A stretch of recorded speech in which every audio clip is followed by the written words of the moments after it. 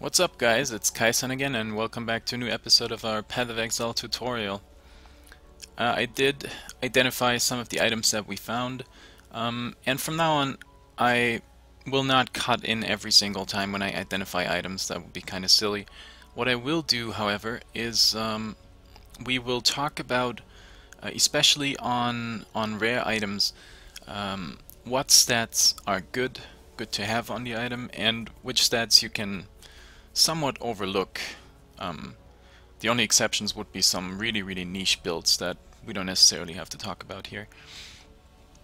And that will hopefully help you guys to identify which items are actually good and which are pretty crappy.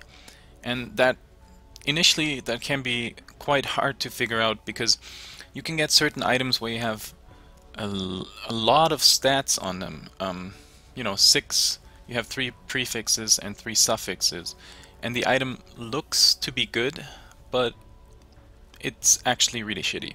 So it all depends on, obviously, the build that you're gonna play, but it also depends on how well those different stats fit together.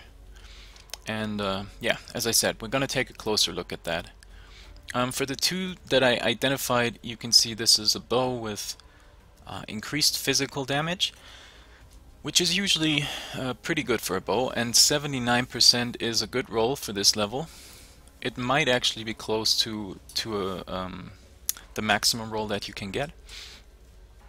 Every time you get a percentage increased physical damage roll, what you're hoping for is a flat physical damage modifier as well. So if we had adds X to Y physical damage instead of cold damage, this would actually be quite good, because what it does is it first adds the flat physical damage. So if it would be 2 to 4, then it would add 2 to 4 to the base of physical damage, and then apply the percentage increase on those values. So that would give you quite a boost on the physical damage on top of that. But we don't have that here. So we only have the percent increased physical damage. We have some cold damage. It's not a really good roll. And we have some cold resistance, which again, not a good roll, and accuracy rating, and 7 is again not a good roll. So this item overall, if you don't have a better bow, it might actually be an upgrade for you, just because the physical damage roll is so good. But you know, overall it's not really a good item, because the attributes on it don't really fit together. So we're definitely going to sell this one. The second one is a scepter, and you can see that it has spell damage on it. Spell damage is really good for spells, obviously. So the higher this the increased spell damage is, the better. But then if you look at the second one, it has fire damage that it adds. Now, I think I said before in one of the episodes that if you're using spells and you have a flat roll of, it doesn't matter if it's physical damage or elemental damage, that doesn't do anything for you. I think I said it about these gloves, where if you have if you're using a spell, then the adds 1 to 5 lightning damage, that's not going to help you. So in this case, the first attribute on the item is spell damage, which is good for spells. The second is fire damage, which doesn't do anything for spells, so that's already bad. The third one is increased lightning damage, which again is good both for lightning-based spells and also for lightning-based attacks. So you could use that potentially for both. The reduced enemy stun threshold it's not a good attribute overall, so we can kind of forget about that. So overall, this item is not that great. Again, it might be an upgrade for you if you don't really have a good item with spell damage on it. The 10% increased elemental damage, which for this item is the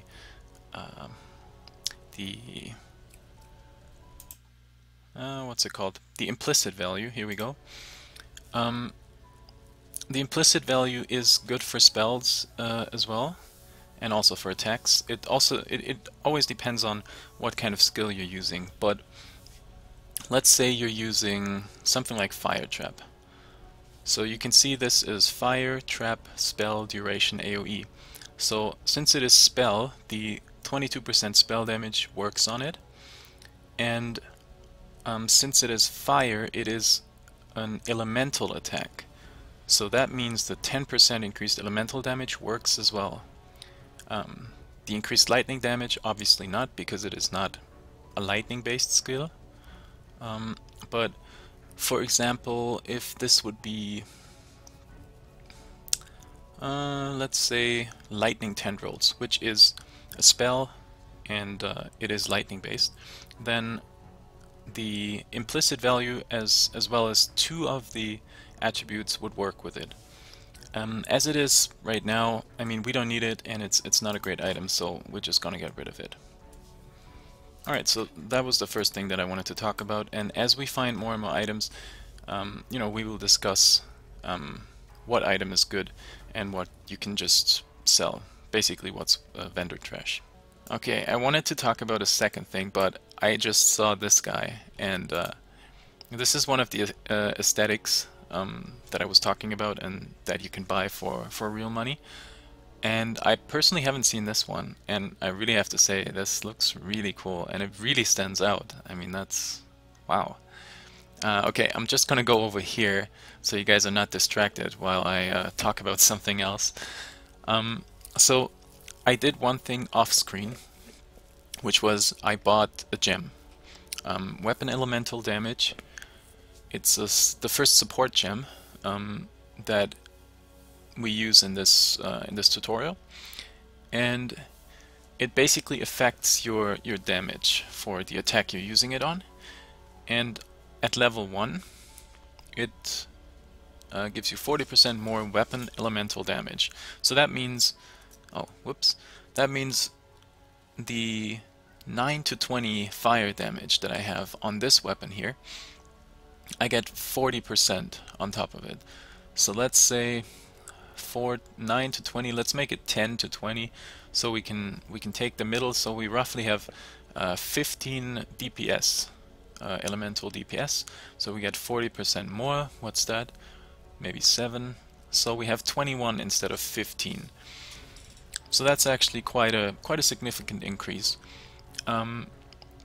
Another thing that you have to mention about, or that you have to look at for support gems, is that every support gem, or almost all of them, they have mana multipliers. And what that means is that if you connect it with a skill gem, an attack gem, so for example, I could use it with, where is it? Okay, so I have my, which one is the main one? Here we go. So that's my main spectral throw. If I had a green-red link, which I don't have on my gear right now, I could combine the two, so I would have spectral throw and I would have 40% more weapon elemental damage on my spectral throw. The mana multiplier basically, as it says, multiplies the mana that it takes to use that skill. So in this case, I have 7 mana cost at this point. If I link it to this, that's times 1.5, so that's roughly 10 to 11 mana, mana that I have to pay for this skill. But as I said, I can't really use it right now because I don't really have the right link.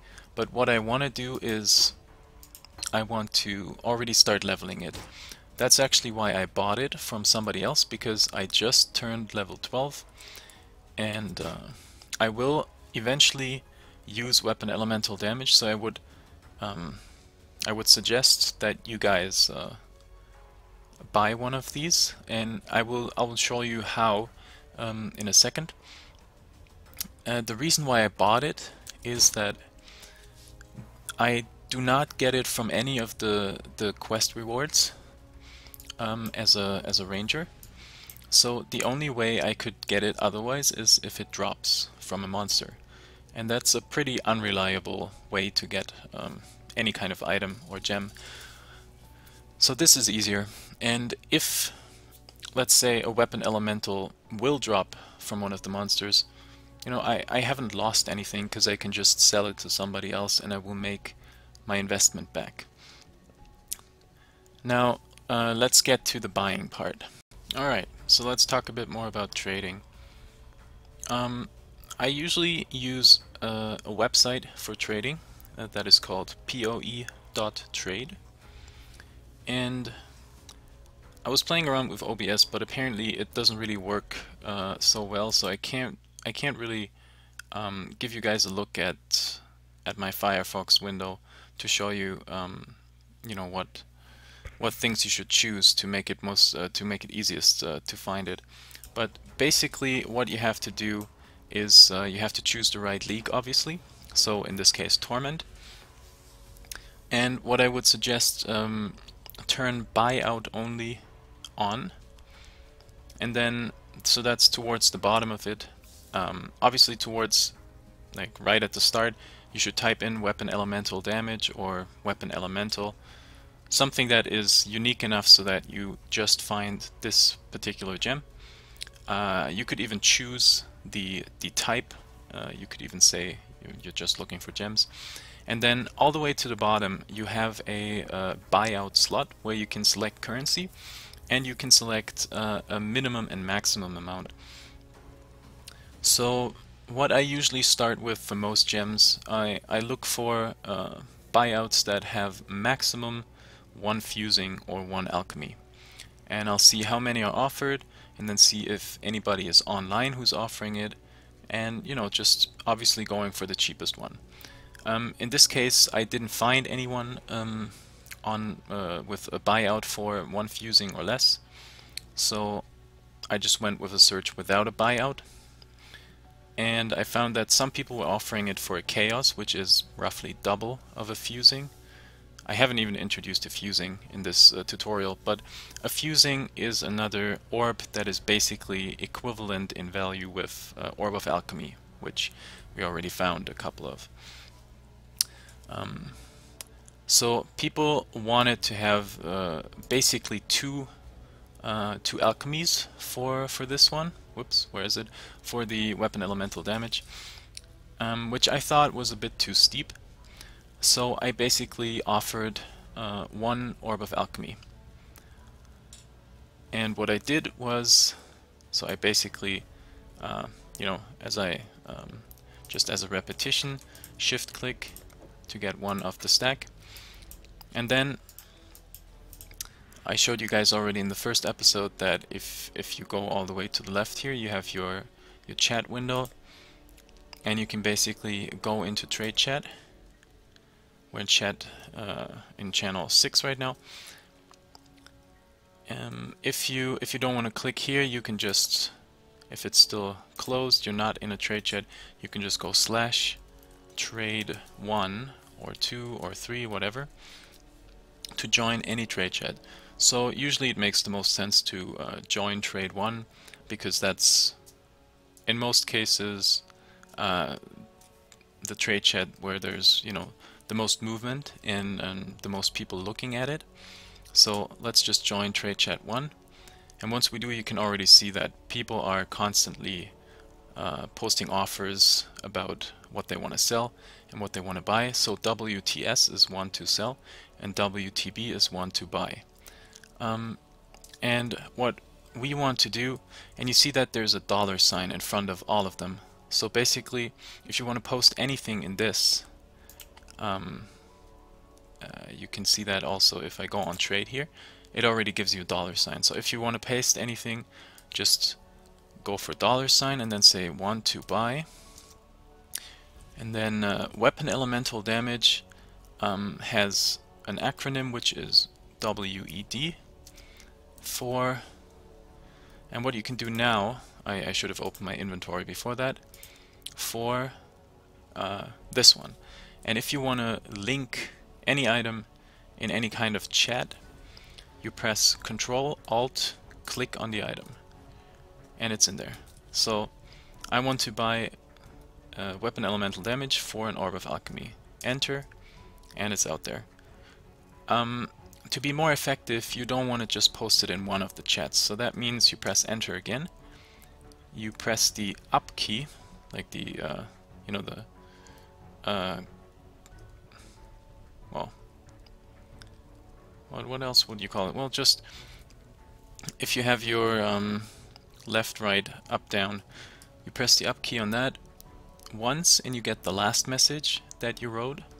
If you press it twice, you get the one before that. So you basically press it twice, you erase the one, you go with a 2, enter, then enter again, up, up, enter. So now you posted it in number 2 as well.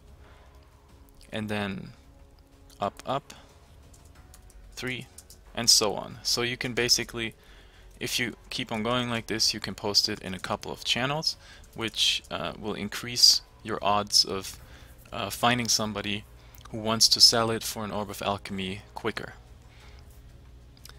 And once you find somebody,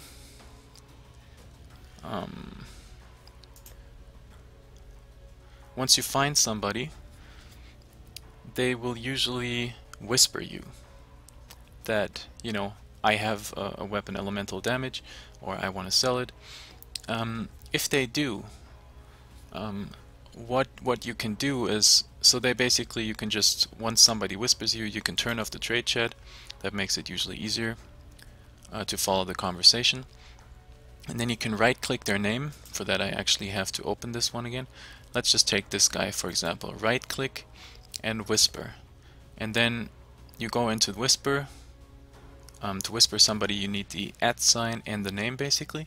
And then you can say, okay, meet in Act 1 normal. That is where we currently are. Enter and you send it. And then once they come into town, you can trade with them. And the way you trade is if you go on S, which is the social menu. Okay, so basically I added somebody. This was the guy I traded with, and I added him because there were some problems with the trading. So basically, when they go to town or when they come to town, you can right click on them. You will see this, the same symbol, just their face up here in the corner, and you can right click it and go on trade, and then you can put your alchemy in, and then you have to check. You have to hover over the item that they want to trade with you. Otherwise you can't trade, so hover over it, make sure that it is what it is, or what you wanted, and then trade. So that's all there is to it. Going back to this guy, there's one thing that if you're actually a completely new player, and this is your first ever character on this account, you might have a problem. Just because, and I didn't know that before, I just found it out when I was trying to trade for this, for the weapon elemental damage gem. When you open a new account and you have no character that is at least level 25, you are not allowed to trade any currency with another player. So that's kind of unfortunate. I can understand why that's the case, because Grinding Gear Games probably implemented this to avoid botting, or to make botting harder for somebody. But if you're a new player, then that basically means that you can't really buy any skill gems or anything for that matter, unless you have a character that is already level 25. The way I did it is that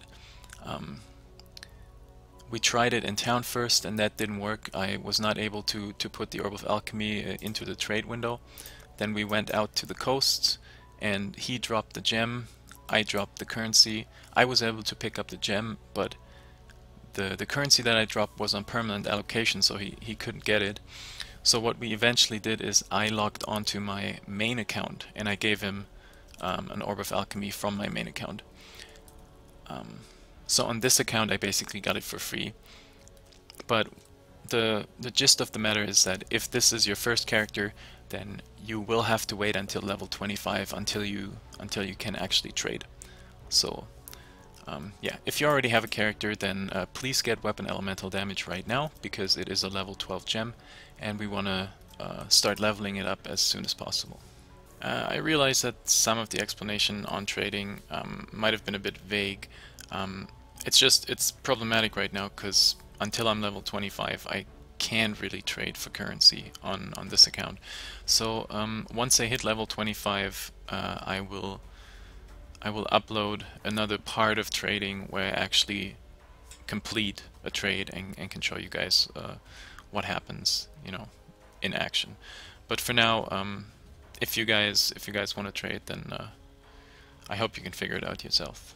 Okay, so that was definitely enough talking. Let's keep on going. Since we killed Brutus, we get a reward from Tarle, and that's another gem. And you can see that you have, at this point, you have quite a selection of gems. Lightning Arrow was the one that we saw on archers. It's a charged arrow, and it basically deals lightning damage to you. Puncture we've seen already as well. That's it invokes bleeding. Hatred is an aura, and it basically gives you additional damage. So if you have a physical damage based, not necessarily skill, but physical damage based weapon. So this one right now, for example, we have elemental damage on it as well, but if it would be percentage increased physical, for example, then this would be quite that would be interesting for us to have, because you gain an additional 26% at level 1. This will increase over the levels of your physical damage as extra cold damage. So this is additional damage, as I already said, and it also has utility because with the cold damage you're able to chill and also freeze enemies. So it's some sort of crowd control that it has innate. Flicker Strike is a movement gem. It can be used as a main attack. This is one of the gems that causes the most desync. So if you're actually planning a build with Flicker Strike, you need a good PC. You need a fast hard drive, I guess. And to me, it's kind of it damages my brain to see it, because you're teleporting all the time, and it looks really cool, but it's damaging to the eye. Okay, Lightning Trap is another trap that deals lightning damage, so that there's projectiles coming out of it. We will later on in the game see this on monsters. Arctic Armor is a defensive spell where you have an ice shield that protects you against physical and fire damage. It's actually a really good spell. It was nerfed in the last patch, but it's still pretty powerful. The downside to it, and what you kind of have to, you need a lot of mana or mana regen to make it work, because as it says here, it drains your mana while active and at a faster rate while you're moving. So it's quite significant, the mana that it takes if your character is moving and you have this turned on. But we're not using it, so this should be enough of an introduction. Viper Strike, we already were talking about this. That's the chaos damage over time. Wrath is another aura, and this one adds a flat amount of lightning damage to your attacks. At level 1 it's 1 to 16. And last but not least we have Barrage, which is an attack for a ranged weapon, and it's a really we've seen it on the Haku missions. The totem that we encountered towards the end was using barrage, so that's the really many projectiles that are fired in fast progression. We're going for Wrath here, so we're getting our first aura, and we will try to use this right away. Yeah, we don't need Race Zombie on here. We'll put this one on here. So at this point we're using our sockets to the full extent, which you should always do, because as I said earlier, any gem that is leveled is worth more than a level 1 gem. So now let's just go into the next zone, which is Prisoner's Gate. Oh, and by the way, you might have worried about you didn't really see me going to the next waypoint after I defeated Brutus, but that's not really necessary, because the second you defeat Brutus, you already unlock this next waypoint. So you can, after you defeat Brutus, you could log out and log back in, and you still have the waypoint that you need to progress from here. So we're just gonna load into the zone. Here we go. So this is basically going backwards. Okay, I can't go any further. So this was where we came from. We fought Brutus somewhere over here, and then we would have come out here, and the waypoint is right here. So what I wanted to show you before we go on is Wrath. I usually put it on middle mouse button, the first aura that I get. Right now we have 28.2 damage on Spectral Throw. Now I press my middle mouse button, and you can see we're at 34.2 now. And what changed was this here. Some of our mana was reserved. So that's the thing about auras. They reserve a certain amount of mana, every single one of them. Some of them have a percentage of mana that they reserve, and some of them have a specific number. So let's say it reserves 100 mana for this particular level of the gem. So Wrath, for every level, it doesn't matter if it's a level 1 or level 20 Wrath, it always reserves 60% mana, sorry. So you can see that we used to have 137, and now we only have 40% of that left to play with, which also means that, you know, if I use my skill, I will run out of mana sooner. But then again, on the upside, I deal more damage, so that means I don't have to attack as often to kill a monster. So there's an upside and a downside, as usual. Oh, and here we actually get, okay, the Flame Hellion. That's one of the monsters that we haven't seen. Once you kill them, they explode, and they basically, like Fire Trap, they leave a burning ground for a few seconds, where if you stand in it, you get damage over time, and there's a chance that you will get ignited, so you will get an AoE tick on your character as well. So here in this zone, Prisoner's Gate, there's one thing about the layout that we should talk about. There are, you know, you have the left side and the right side. Actually, we haven't seen those Carrion Swarmers as monsters.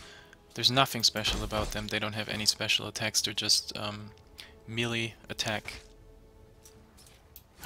and they only have their melee attack. That's it. So yeah, nothing more about those. The thing is that there is one way out of this, or you know, actually, we'll go towards the end, and I'll cut in there. Alright, here we are back. As you can see, we have some leapers in here. Nothing really new. The only difference is that this time they deal lightning damage, so they have a potential chance to shock you if they leap on you. Those guys are new, and they're basically like, if you guys remember, we were fighting Kuduku on the ledge, and those guys are really similar to Kuduku. I mean, obviously weaker, but they use Shock Nova if you get too close, and if you're not too close, they use Spark. So that's basically the same. Not much more to say about those guys. I want to make sure that you guys actually see it when it happens. So if you just follow the road in here, which you usually shouldn't do. I mean, you'll do it once if you're a new player, and then you just won't do it again. Because that's not the way through this area. So let's just okay, I'm just gonna fight them while moving. So that's a good way to keep moving while still getting XP and killing stuff. You know, just always attack, move, attack, move. That's a good thing to do. So now we should be towards the end. So just want to make sure that you guys see what's happening. Find your own way and land, Exile. So that was Piety again. We saw her before we fought Brutus, and now she basically blocked our way. We can't go through here. It seems to require some kind of key, so there's no way we can go from here. Now, you only need to see this once, and then you know that this will happen every single time you play the game and you try to level up. So you basically don't have to fall for that trap, and you can go for the right approach from the start. And for this, I'm actually going back to the start of the area. Okay, so we're back at the waypoint. Let's get our skill point. We get Ballistic Mastery, which is a huge damage increase. It's 20%, well, 15% increased damage. So that's roughly 34. And with this, it goes up to 39. So that's quite a lot. So now, since we know that if we just follow the road, we won't get any further, and the way will be blocked. The only thing we have to do is basically on both sides at the start of the area. You see, we can still see the entrance, or the waypoint from here. You have to check both sides, and you have to look for something where, like this, where it basically goes downward. You know, where there's some sort of a cliff. And that's exactly what you're aiming for, because this is where you can find the way towards the next area. And let me show you what it looks like. So you basically go down here and you follow this all the way until you find this here, like a sort of inlet. And then you just follow the road and see where it leads. Since we are already over 30 minutes again, I'm gonna cut this video right here.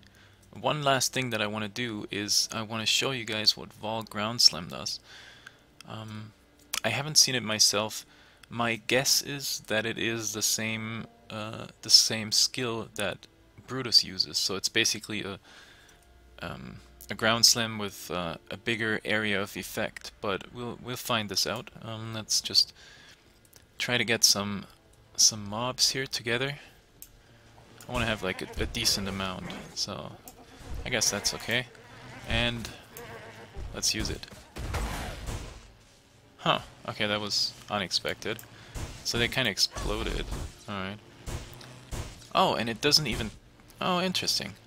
I did not expect that. So it doesn't even take all of them. Cool.